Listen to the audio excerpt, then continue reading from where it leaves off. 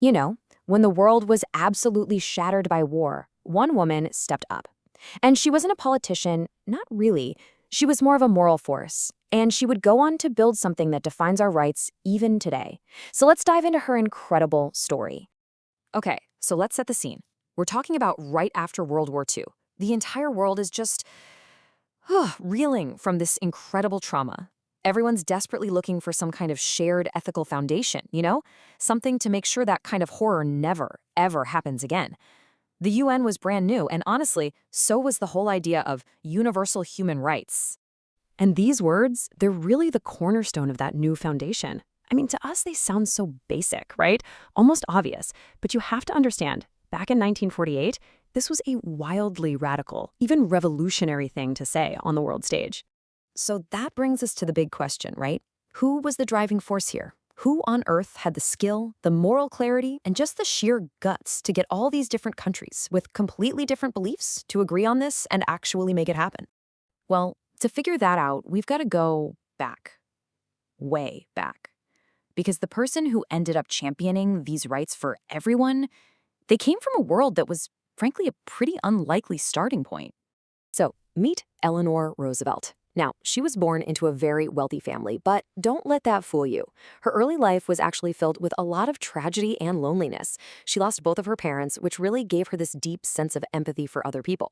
And a huge turning point for her was when she went to school at Allenswood Academy. Her teacher there, Marie Souvestre, was incredible. She really pushed Eleanor to be curious, to be brave, and to have moral courage. And those values, they pretty much became the foundation for everything she did later in life.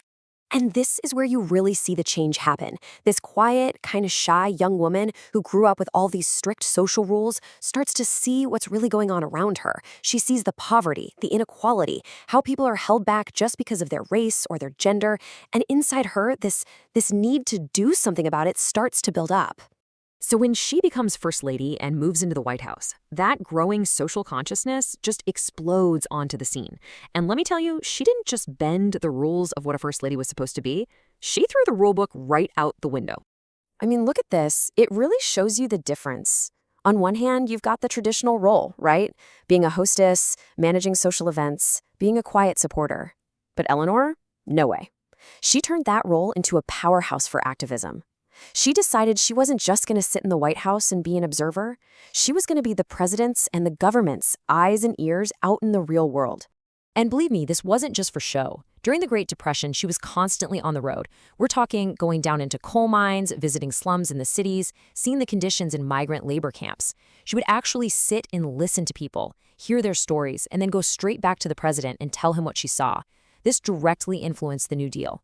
And on top of all that, she wrote a daily newspaper column called My Day, where she told the whole country about what was happening, bringing everyone into the conversation.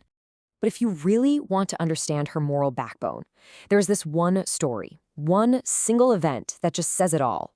It forced her to take a stand on the biggest, most deeply rooted injustice in America at the time, racial segregation. Okay, picture this. It's 1939. You have this singer, Marian Anderson, who is world famous. An absolutely incredible African-American artist. And she's supposed to perform in Washington, D.C.'s biggest concert hall. But she's banned. And the reason? It was simple and it was brutal. It was because she was Black. And here's where it gets really complicated. The group that owned the hall, the ones who banned her, it was the Daughters of the American Revolution, the DAR. And guess who was one of their most famous members? Yep, Eleanor Roosevelt. So now she's stuck, right? It's her social position versus her conscience, a head-on collision. In an America that was still deeply, deeply segregated, the political risk here was huge. I mean, if she challenges this, it could cause big problems for her husband, the president. So what's she gonna do? Keep quiet? Try to fix it behind the scenes? What's the move? She doesn't flinch. She takes bold, public action. First, boom, she resigns from the DAR and makes sure everyone in the country knows why. But she's not done. She then uses all of her influence to organize an even bigger, better concert for Marian Anderson, a free concert for everyone on the steps of the Lincoln Memorial. It's just a perfect example of how she didn't just talk the talk, she used her power to create these iconic moments of defiance.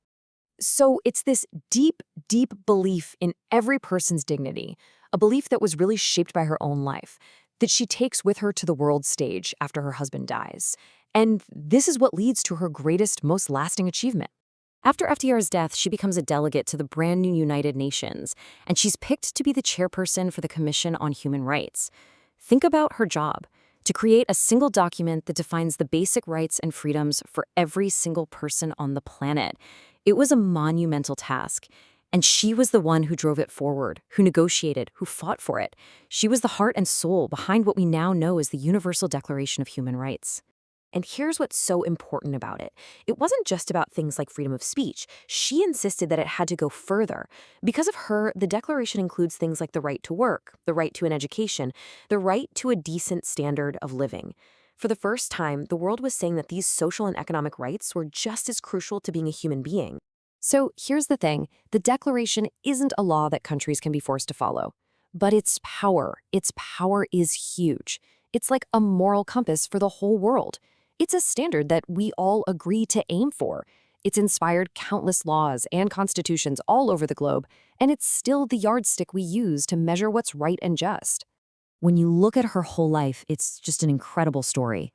To go from this shy, privileged girl to a global champion for human rights, it just proves that where you start doesn't have to decide where you end up.